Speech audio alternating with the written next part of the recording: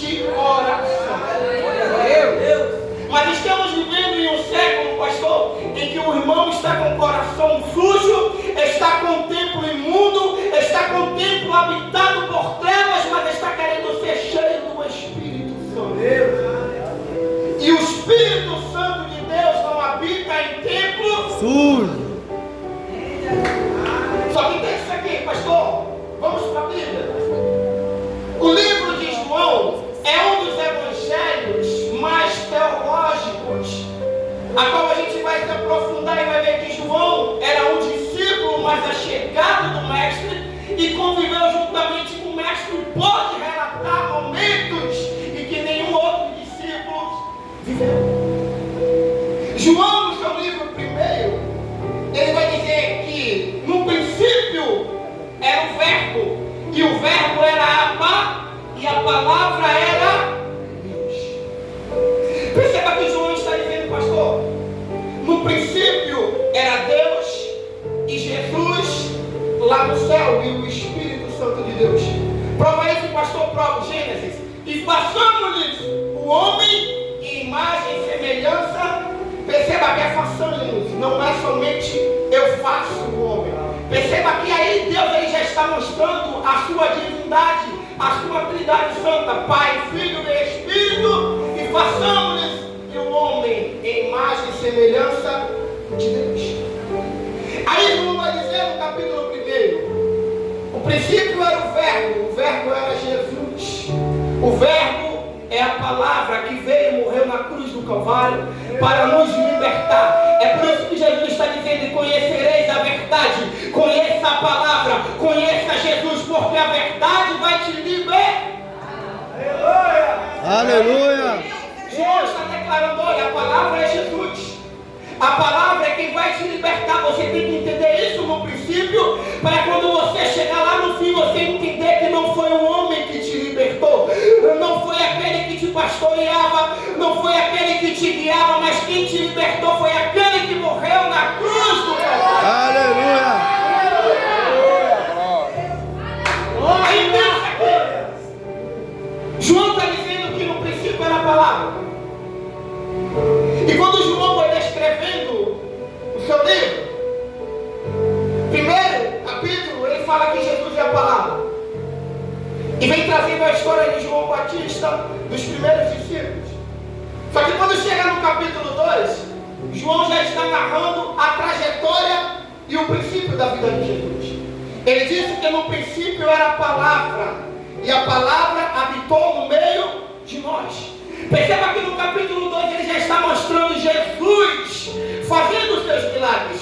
No capítulo 2 Jesus já encontra-se em um noivado nas bordas de Caná da Galileia, aonde os noivos prepararam tudo, aonde os noivos customizaram tudo e esperando simplesmente aqueles que estavam ali para se alegrar. Só que percebe isso aqui comigo. A Bíblia diz que chega um determinado ponto da festa, chega um determinado momento da festa, em que todos estavam alegres, comendo e bebendo.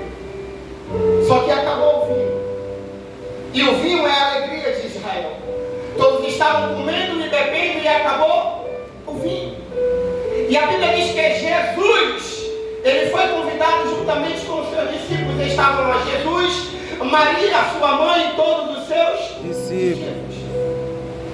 E no momento em que todos estavam esperando o prosseguimento da festa, acabou o vinho, acabou a alegria, acabou a comida, acabou a bebida, acabou a festa. É assim que a gente entende. Porque muitos são convidados, mas nem todos estão ali simplesmente para se alegrar com os noivos. Muitos estão ali simplesmente contando o que deu errado para se glorificar na dor do seu próximo. Só que o que eles têm que entender é que Jesus estava na casa, e quando Jesus está na casa, alguma coisa tem que acontecer. Eu vou repetir isso aqui para você entender. Não importa a forma que você chegou, se acabou o vinho, se você vizinha está achando que acabou a alegria, Jesus está dizendo: não se preocupa, porque eu fui convidado. Jesus está dizendo: não se preocupa, porque eu estou na casa. Glória a Deus! Oh, aleluia! Entenda isso. Aí a Bíblia diz que os noivos ficam preocupados. Maria chama Jesus e fala: Jesus, acabou o vinho, acabou a alegria de Israel. Eles se planejaram durante tanto tempo, esperaram tantos anos para acontecer isso. Acabou de destruir os projetos, destruir os planos. Aí Jesus olhando para Maria e fala: mulher, ainda não é chegada a minha hora. E quando Jesus fala isso para Maria, a gente não entende.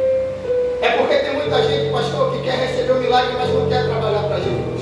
Não, eu não entendi, eu vou repetir para você. Tem muita gente que quer ser abençoado, mas não quer dar espaço para ser abençoador para outra pessoa. Como, pastor? A Bíblia diz que eles tinham 6 talhas, e as talhas estavam vazias. Mas para acontecer o milagre, alguém teve que trabalhar para encher a talha. Eu vou repetir, porque você esperava, sabe o quê? Jesus está entrando na sua casa e fazendo um milagre, mas para Jesus fazer o milagre, você tem que trabalhar. Para Jesus operar a transformação, alguém tem que trabalhar. Glória a Deus, aleluia. Aí, pastor, a Bíblia diz que os noivos agora se desesperam. Mas aquilo que parecia impossível, aqueles que estavam na festa contando que iria dar certo, não importa se o vinho acabou, o importante é que a gente está aqui para se alegrar com os que se alegram e chorar com os que choram. Não importa se a felicidade acabou em Israel, mas eu estou aqui para te ajudar. Aí a Bíblia diz que quando ele enche as talhas, Jesus transforma a tristeza em alegria. Aí cumpre-se que onde Jesus está, até a tristeza falta de alegria. Porque, pastor, se você fez como Jesus ordenou, se você está no centro e no querer da vontade de Deus, não importa se no princípio doeu, é que o final das coisas, rapaz, é melhor do que o princípio. Não, pastor, eu não entendi. Eu vou traduzir aquilo que o Senhor tem preparado para você. O ouvido não ouviu, o olho não viu, nem subiu ao seu coração.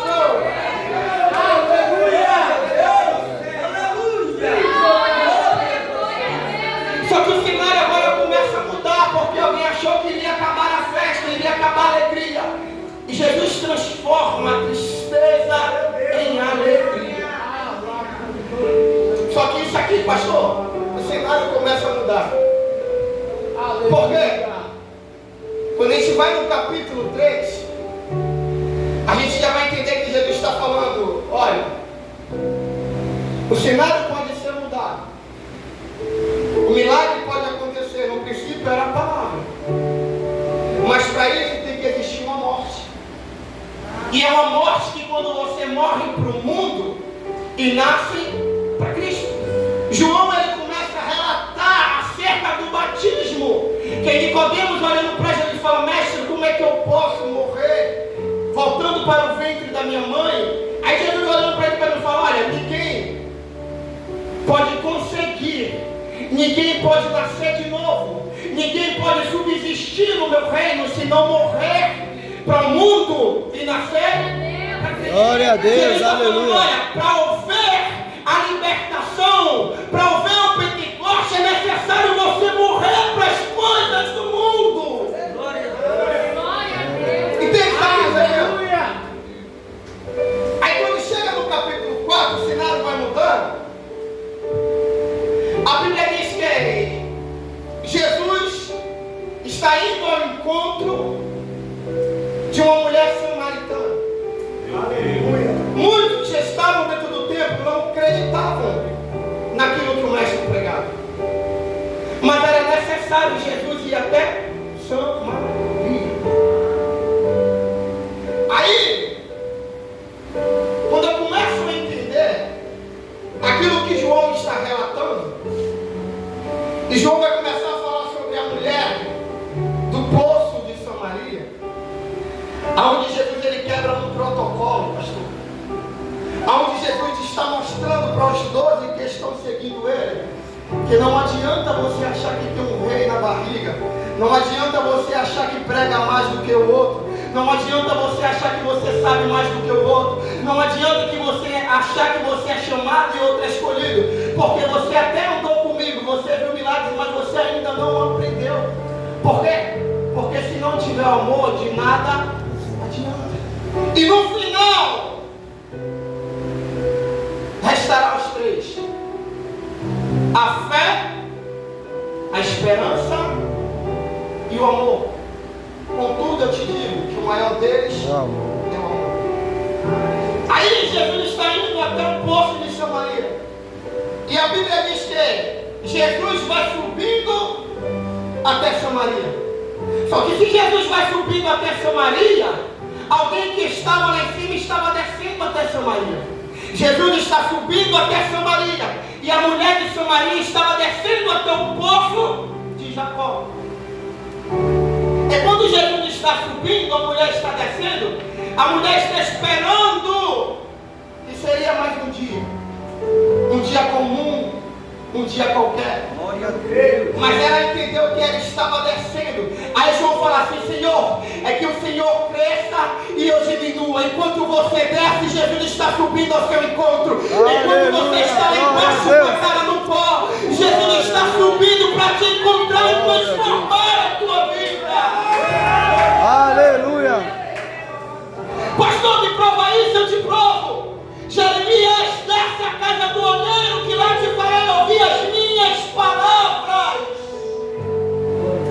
Aleluia, Deus. Jeremias desce a casa que te farei ouvir as minhas palavras.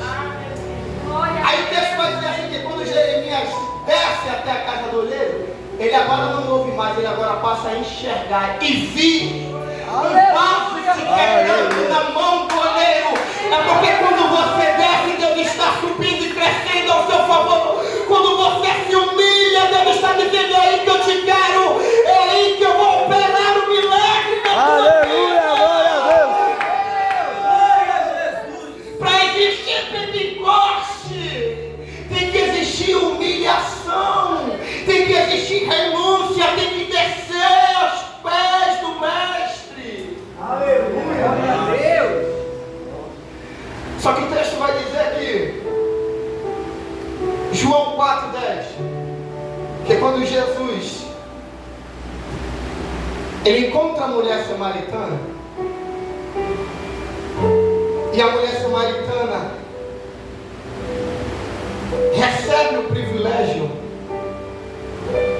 porque você encontrar Jesus em meio à calamidade é um privilégio.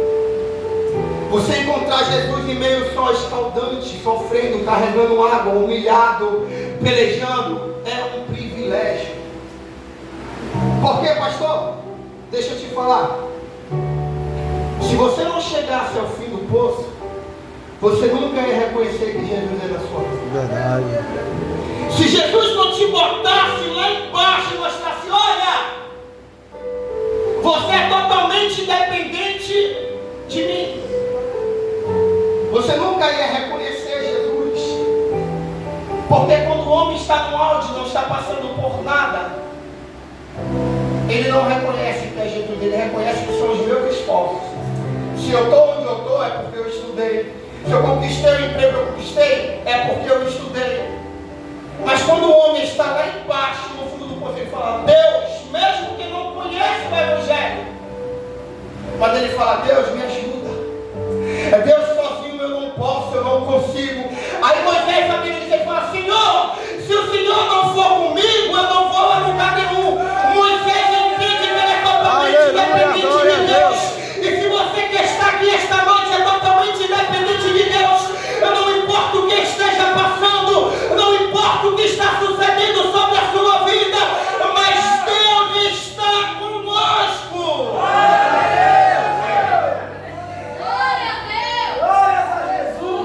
Aí, pastor, a Bíblia diz que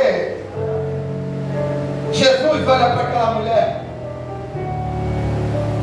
e ele revela um grande mistério. Uma profecia que foi dita lá no Antigo Testamento, em um dos profetas Jeremias. Jesus ele fala para aquela mulher: olha, eu sou a fonte de águas vivas. Aleluia. Se você beber dessa fonte, jamais sentirá. Sei. Só que perceba que eu disse a você lá no princípio. O princípio era o verbo. O verbo estava com Deus. E o verbo é Jesus, a palavra. está falando lá no capítulo João, está falando lá no capítulo 4 que Jesus é a fonte de água Viva. Só que o cenário já mudou. João já começa a narrar capítulo 5. E um aleijado, o centurião, que simplesmente pela fé, eu nunca vi homem de tamanha fé em Israel como a sua fé. Vai, porque o seu filho já está curado. Aleluia! Glória a Deus! Perceba uma coisa, ele não se preocupou com o problema que estava em casa. Ele sabia que Jesus estava em Israel, ele sabia que Jesus estava em Samaria. Aleluia! E o que ele faz é, eu estou com um problema dentro de casa, mas eu vou até onde o Senhor Jesus se encontra, porque eu sei que meu problema vai se resolver. Eu vou traduzir isso aqui, você vai dar uma glória. Talvez você saiu com um problema lá dentro da sua casa, eu não sei o que é que te aflige, mas Jesus está dizendo, você veio ao local certo. Eu já estou enviando recursos, já estou enviando resposta. Eu não se preocupa não, por quê, pastor? Porque quando você chegar lá, o problema já foi resolvido. Aleluia, glória a Deus. Eu nunca vi tamanha fé. O problema lá, você está aqui adorando. Com a dificuldade lá, você está aqui adorando. Com o empecilho lá, você está aqui adorando. Aleluia. Aleluia. Aí a Bíblia diz que Jesus é a fonte de água viva. O cenário muda, transformação. O cenário muda, é uma nova vida em Cristo Jesus. O cenário muda, Jesus quebra um protocolo e fala, sendo judeu. O cenário muda, a fé que deixou o problema em casa e veio em busca do mestre. Aí João começa a relatar que existia um homem à beira de um tanque há 38 anos. 38 anos sofrendo, 38 anos pelejando e não vê a resposta do Senhor. Só que para Deus um ano é como 1000 anos, um dia é como 1000 anos, e 1000 anos é como Um dia. Mas eu tenho 38 anos sofrendo, buscando a libertação, buscando a cura. Só que não se preocupa não, no momento certo Jesus vai chegar e vai fazer um milagre sobre a sua vida. Só que pastor, o que me chama a atenção no detalhe desse texto é que a Bíblia diz que ele está há 38 anos sentado à beira de um tanque esperando por alguém. Perceba que o texto diz que ele espera por alguém. Seria diferente se o texto falasse ele está 38 anos esperando por Jesus. Porque os que confiam no Senhor serão como o monte de Sião, que não se abalam, mas permanecem assim. Aleluia! Aleluia. Perceba que há 38 anos ele está esperando por alguém, mas ele não está esperando no Senhor, porque quem espera no Senhor não é decepcionado. Aleluia. Por que, pastor? Porque aquele que prometeu é fiel para cumprir as suas promessas. São 38 anos esperando por ajuda humana e não ajuda divina. Glória a Deus! Glória a Deus. Só que entenda, 38 anos. E talvez aquele homem, pastor, ele já estava ali sem esperança. São 38 anos, não são 38 dias. Eu vejo o vizinho da direita receber o milagre, da esquerda receber o milagre. Mas eu vejo aquele jovem que era aprisionado no tráfico, pastor, a polícia entrar e fuzilar e não morrer. E eu falo, Senhor, como é tanto livramento para A, como é tanta bênção para B, como é tanta bênção para C. O Senhor multiplica e eu não vejo o Senhor fazer sobre a minha vida. Só que entende isso aqui. Você está no centro e no querer da vontade do Senhor? Aleluia. Será que se Deus te desse hoje a promessa que você espera há 38 anos, você sacrificaria no monte quando Ele pedisse? Será que se Deus olhar para trás e falar assim: foi méritos meus, foi conquista minha. É porque Deus só dá aquilo que a gente pode suportar, e é verdade. A Bíblia diz no livro de Êxodo, se eu não me engano, 17, 22, que quando Deus envia o libertador, Deus ele conduz o povo dele pelo caminho mais longo. Porque se Deus conduzisse pelo caminho dos filisteus, eles olhariam a luta, as pelejas e voltariam atrás. Então Deus conduz pelo caminho mais longo. É porque Deus só dá aquilo que a gente pode suportar. Porque se eu receber a promessa hoje em um ano, talvez eu olhe para trás e esqueça quem eu era. Meu Deus. Só que entenda isso. Aí a Bíblia diz que depois de 38 anos, pastor, quando ele está esperando a ajuda do homem, quando ele está esperando aqueles que iriam ajudar outras pessoas, mas olhava para ele como desprezado, olhava para eles como mais um, que Deus fez a promessa e vai morrer sem a promessa. É porque muitas das vezes, irmão, a gente pode morrer e não ver as promessas. Te provo isso dentro da Bíblia. Abraão, tu serás pai de uma grande Nação. Abraão viu eu, viu você? Mas a promessa foi feita, ele não precisou de Abraão para se cumprir. Pastor, Deus falou tremendamente. E vou te falar, irmão, a glória de Deus. De Deus, agora é totalmente de Deus. Mas talvez muitos não suportassem o que eu escutei da boca do Senhor. Sepultamento de minha esposa, pastor. Estava no Rio de Janeiro quando faleceu. Eu vim para cá depressa. Eu falei: Deus, eu sei que o Senhor vai ressuscitar. Vai ser um corre-corre naquele cemitério, gente pulando o muro, eu me acabando de dar risada porque eu sei o que o Senhor vai fazer. E no momento que eu estava com ela deitada no caixão, orando, falando: Senhor, cadê o Senhor?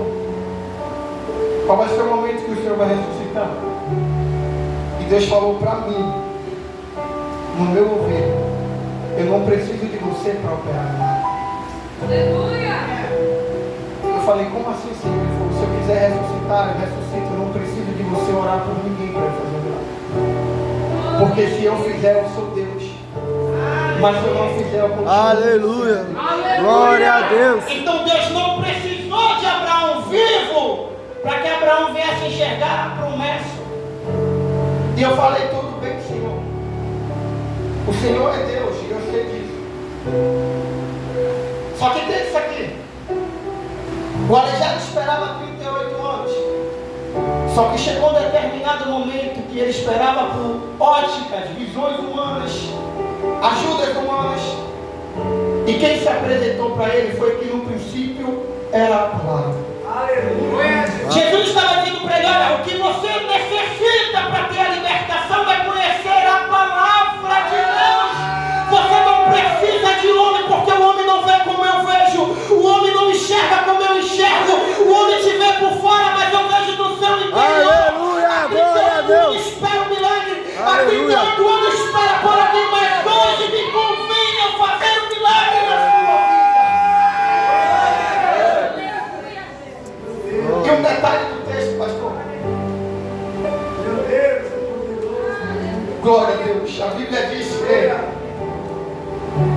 todos os anos os judeus subiam para a cerimônia de purificação.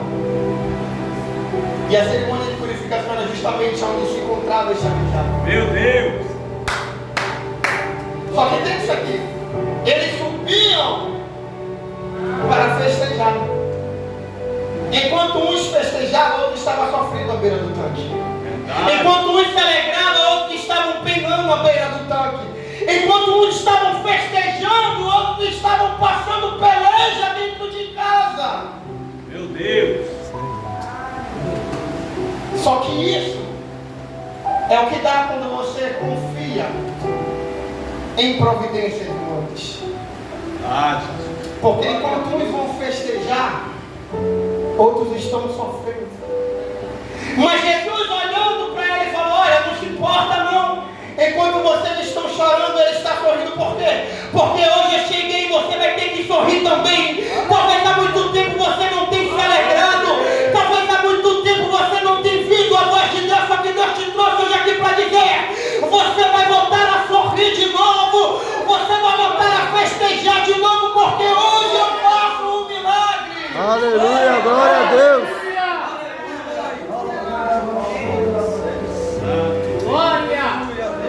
E o cenário muda novamente, irmãos, porque é Deus em todos os momentos. Aí vai lá para o capítulo 6 de João. A Bíblia diz que Jesus agora, ele está em cima do monte. Só de mulheres, só de homens era 5.000, fora crianças e mulheres. E mais uma vez os discípulos se apresentam como se apresentaram em Samaria. Porque aqueles que eram para ter, para dar para os que necessitam, eles estão servindo ao mestre, mas estão dispersos. Aí Jesus pergunta: qual deles tinha alimento para alimentar aquela multidão? E os 12 se encontravam presentes, mas nenhum dos 12 tiveram alimento. Muitas das vezes quem está dentro da casa, muitas das vezes quem está andando com o mestre, Meu Deus. muitas das vezes, pastor, quem está coroado como o melhor, não está na mesma direção do mestre. Por quê, pastor? Porque quem era para ter alimento não era uma criança pequena. Quem era para ter alimento era aqueles que estavam andando com o mestre. Porque se o mestre está ensinando, é porque alguém tem que aprender. Mas Jesus nunca viu o justo nem a sua descendência mendigar o pão nem ficar desamparado. Enquanto Jesus pergunta aos 12: qual de vós tem alimento?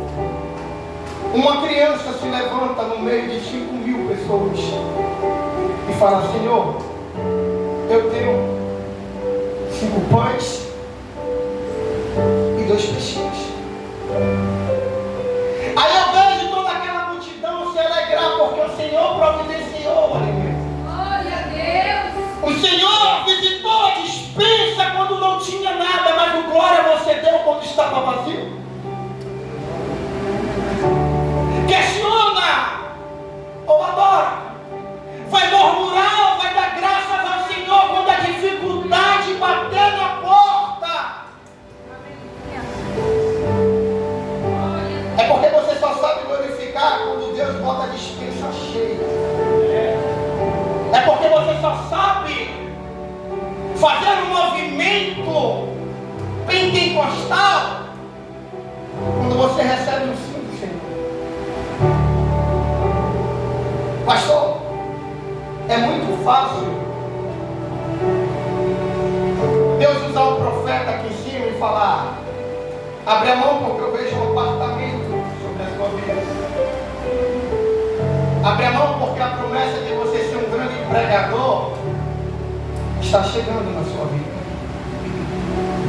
E eu falo isso por mim, irmãos. Sabe por quê? Uma quinta-feira como esta, de uma pregação como esta,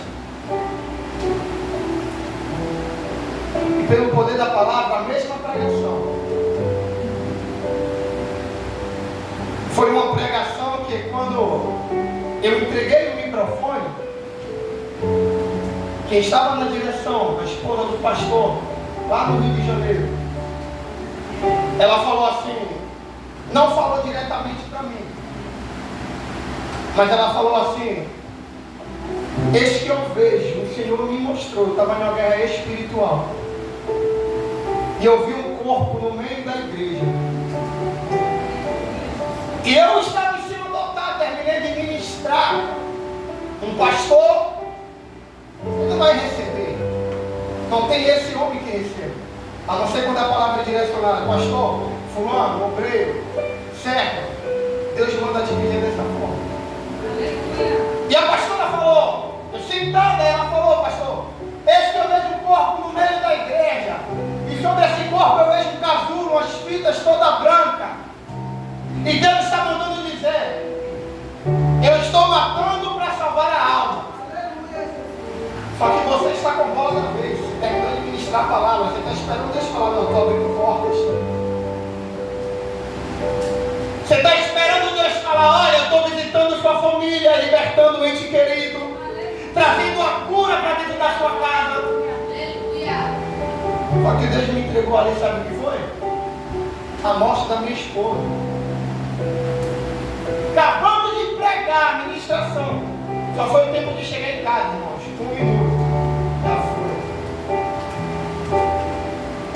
Mas a gente só está disposto a adorar a Deus quando Deus faz a multiplicação dos pães. Quando os peixes, que era 2, começam a multiplicar, alimentar todo mundo. Aí a gente adora, a gente recebe. Porque tudo que eu quero é a multiplicação.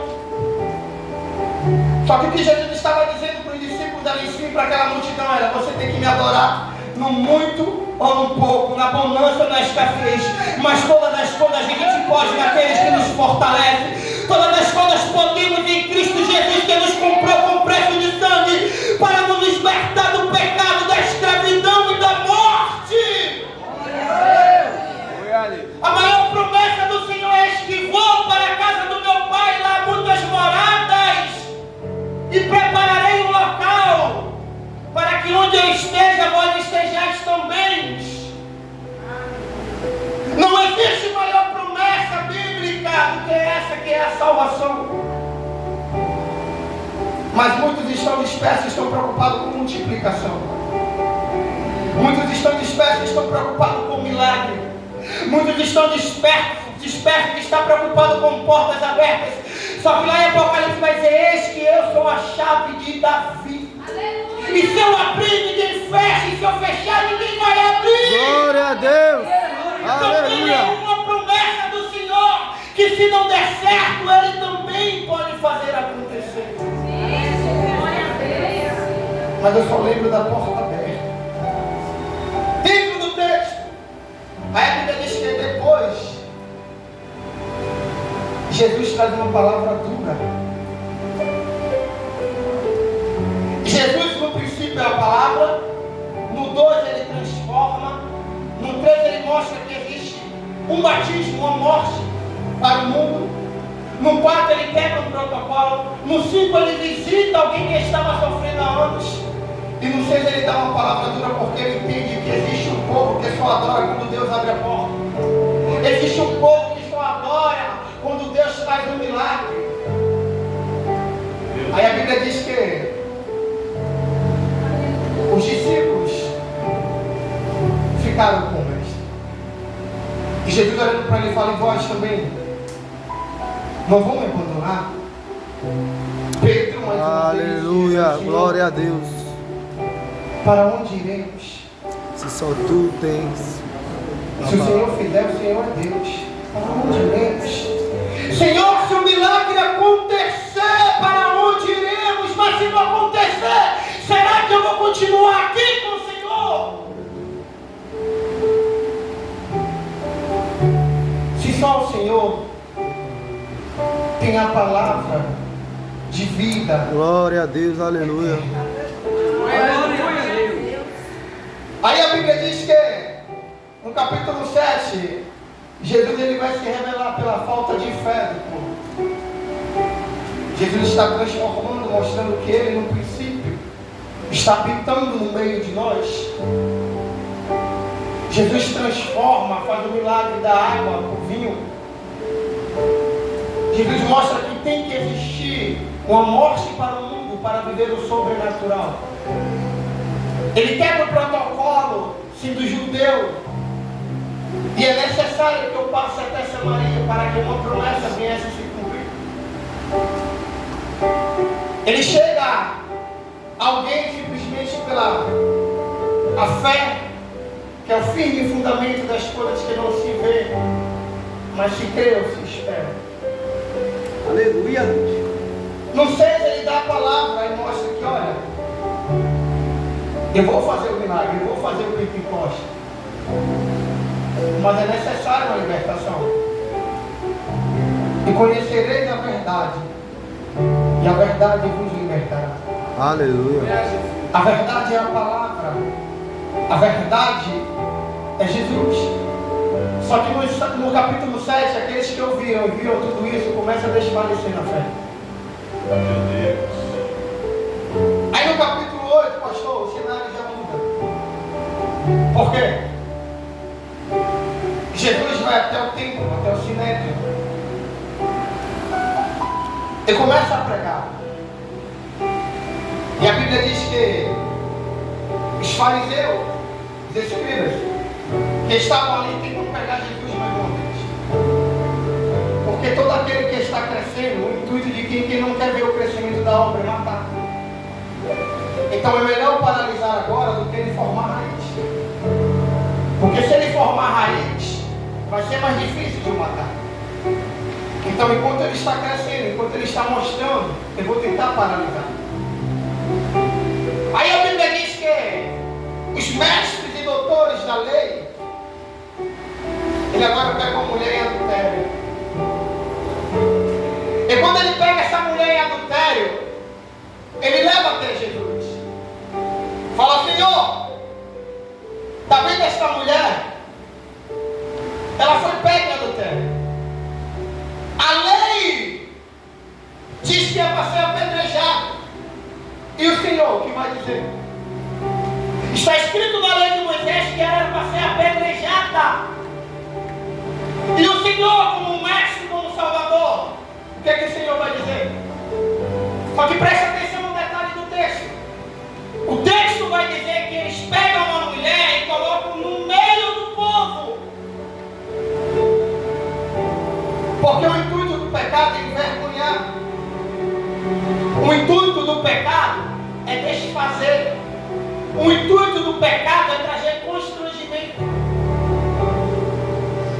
Aí a Bíblia diz que quando eles apresentam aquela mulher, eles queriam pegar Jesus. Eles não queriam simplesmente que Jesus cumprisse a lei. Por quê, pastor?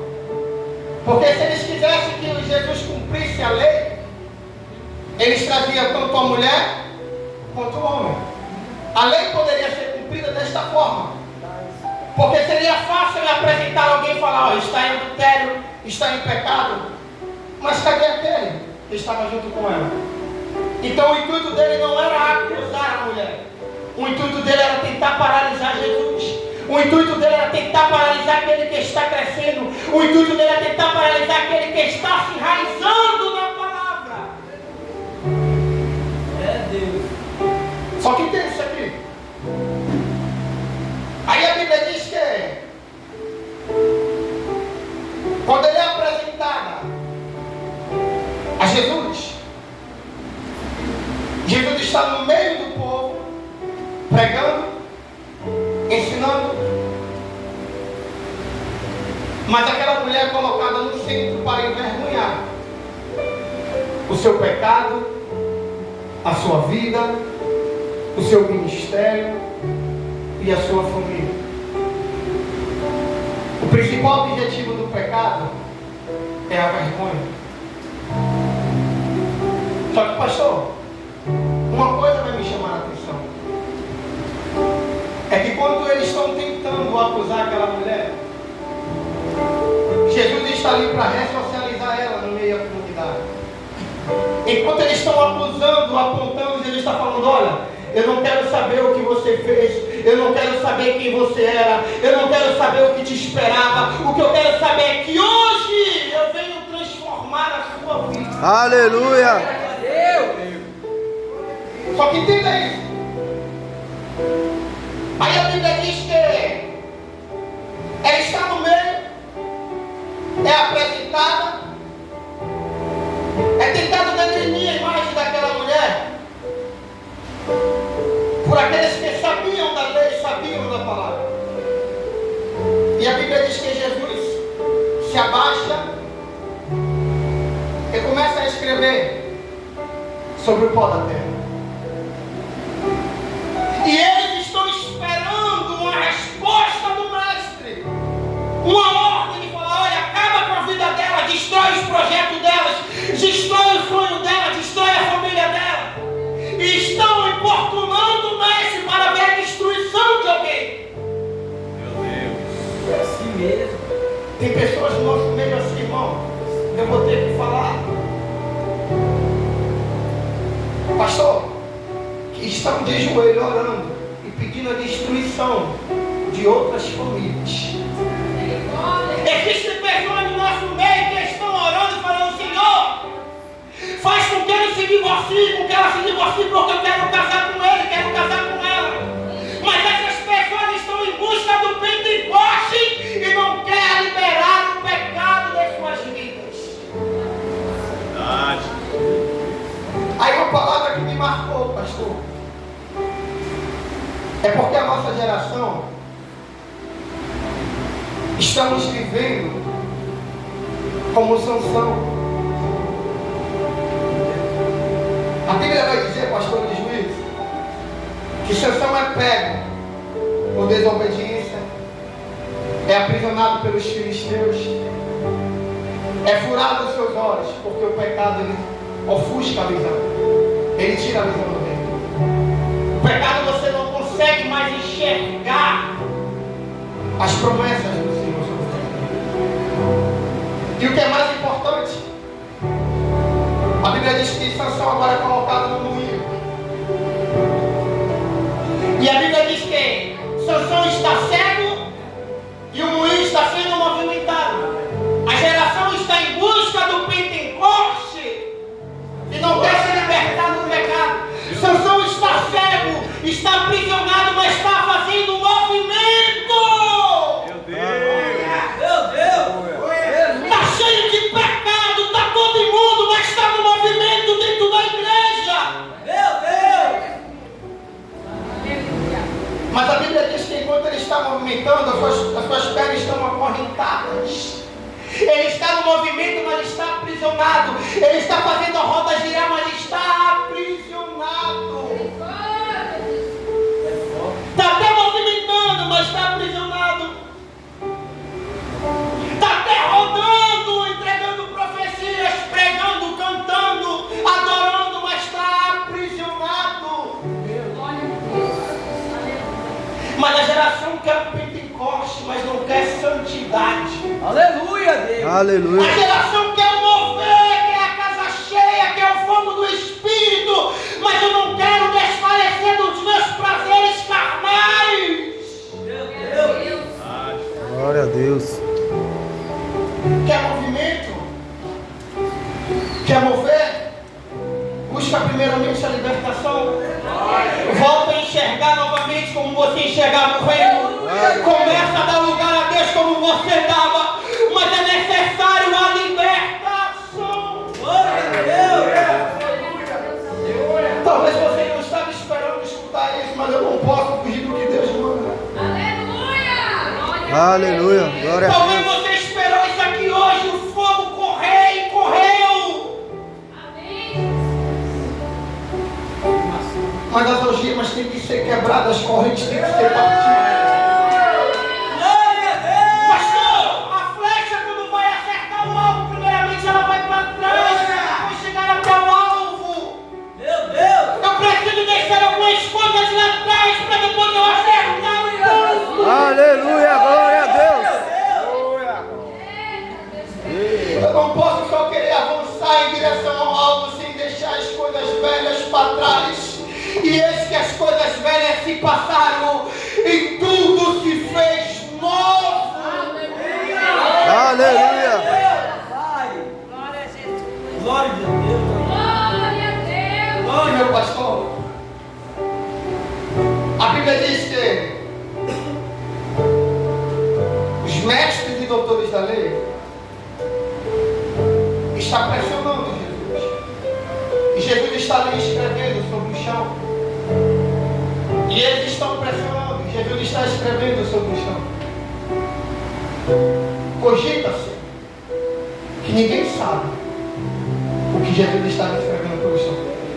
Só que Jaquel, lê para mim Jeremias capítulo 17, verso 3, bem alto. Meu Deus. A música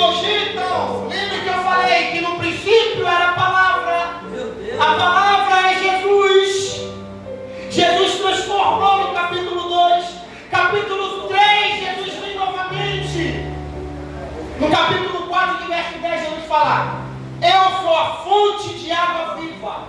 No capítulo 8, Jesus, os fariseus estão ali acusando aquela mulher.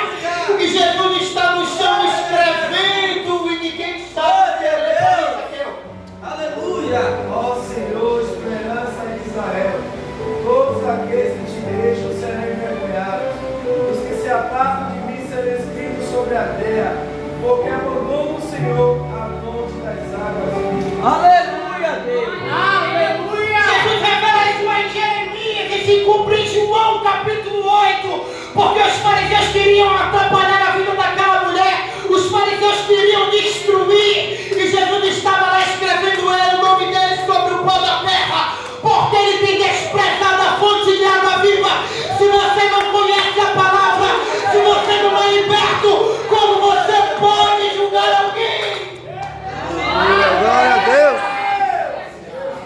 A gente tem a mania, irmãos, de apontar A, de apontar B, apontar C, de falar que Pedro era terrível, de falar que Judas traiu Jesus e que Tomé era incrédulo. Só que deixa eu te fazer uma pergunta: todo dia você fere a Jesus? Fere não, quero que responda. Fere ou não fere? Todo dia você decepciona Jesus? Decepciona. E por que você quer julgar Judas? Meu Deus. Por que você quer julgar Pedro? Por que você quer falar mal de Tomé? É mesmo. Amém, Jesus. Glória a Deus. Aleluia. Aí entendeu isso? A Bíblia diz que no final da trajetória de Jesus, dos romanos, ele vem prender a Jesus. Pedro lança a mão na espada que estava sobre a sua manhã e decepa a orelha de um dos seus servos. Aquele que estava estudando para ser o sumo sacerdote, Pedro estava ali destruindo os projetos, os planos Já preferido. daquele jovem. A mesma coisa que os mestres e doutores da lei tentavam fazer com aquela mulher que foi pega no templo. Só que entenda isso. Perceba que em toda a trajetória, todo o evangelho, você nunca vai ver Jesus falar: Pedro, lança fora a tua espada e venha me seguir. Você nunca vai ver Jesus falar: olha, Pedro, deixa a espada de lado e venha me seguir. É porque Pedro só entendeu isso depois que ele cortou a orelha, Jesus foi preso. Mas existem muitas pessoas que querem julgar alguém por certas atitudes, aquilo que nem Jesus veio para fazer. Existem irmãos e irmãs que querem fazer. Aí você pode estar se perguntando: pastor, e por que Jesus não mandou Pedro tirar a espada e abandonar para servir ele?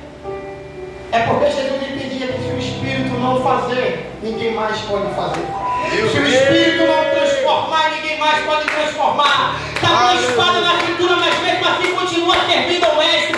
Pastor, mas eu ainda não estou conseguindo, mas não desista, continue, porque o Espírito Santo de Deus é Ele quem convence. Não adianta eu falar: pastor, para de pegar o microfone com a mão direita, pega com a esquerda enquanto o Espírito não convencer.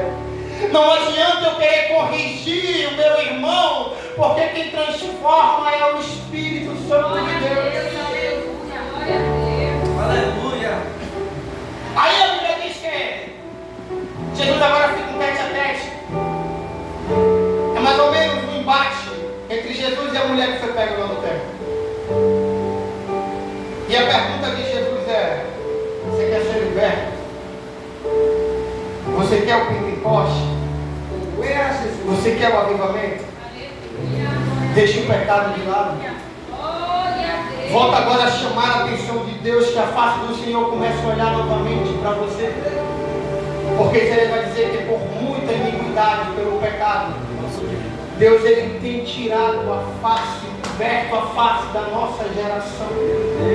Meu Deus. E quando você se santifica, você traz novamente o olhar de Deus sobre a nossa geração. Glória a Deus. Aí a gente quer o Pentecoste.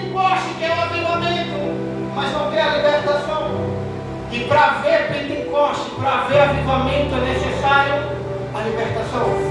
Aí Jesus começa a mostrar o seu testemunho. E é quando ele entra em João capítulo 8, que fala: conhecereis a verdade, e a verdade vos libertará. Primeiro Judas tem que sair do meio, o pecado tem que ser extinto, para depois se cumprir o dia de Pentecoste. Perceba que primeiramente Jesus teve que escolher Matias, e Judas teve que ser afastado, porque infelizmente não gerou arrependimento, para depois Jesus cumprir o Pentecoste. Meu Deus! É preciso a libertação, a purificação, Glória a para Deus. depois haver o avivamento. Aleluia. É preciso as coisas se ajeitarem, para que depois Jesus possa avivar a minha e a sua vida. Aleluia. Aleluia. Pastor, mas eu não entendi. Enquanto você busca avivamento sem santificação, não vai haver comunhão. Enquanto você busca mover sem direcionamento do Espírito, não vai haver transformação. É Deus. Eu preciso do avivamento, mas eu preciso atrair o olhar de Deus novamente sobre mim. Aleluia, Jesus. Aleluia. Eu preciso do Pentecoste, mas eu preciso entender que Deus é Deus, com 3.000 homens, com 5.000 e com uma multidão. Mas eu também preciso entender que Deus é Deus com 120, que levou o Pentecoste até o dia de hoje. Aleluia. Mas foram 120 purificados, 120 que abandonou a vida por servia e agora entendeu que não vivo mais eu, mas Cristo vive em mim. Aleluia. As coisas velhas se passaram e tudo se fez novo. Glória a E Deus. você está disposto essa noite a largar a vida como você estava levando até alguns segundos atrás? Se coloca de pé, porque Jesus te trouxe aqui esta noite, porque Ele quer te renovar e não deixar de perder a oportunidade. E Jesus está falando: começa a sentir, porque eu estou passeando pela casa. Eu quero transformar, eu quero fazer, eu quero ser cheio, mas você precisa entender que você tem que voltar a atrair Aleluia. a presença de Deus. E se você está disposto a viver o Pentecoste, o avivamento, você vai entender que é necessário eu olhar para trás, dar minha volta e trilhar um novo caminho. Aleluia. E se você entende isso, joga a mão lá em cima, joga lá no segundo andar, lá em cima mesmo, e aplauda o Senhor Jesus bem forte. Ela está levando a oportunidade em nome de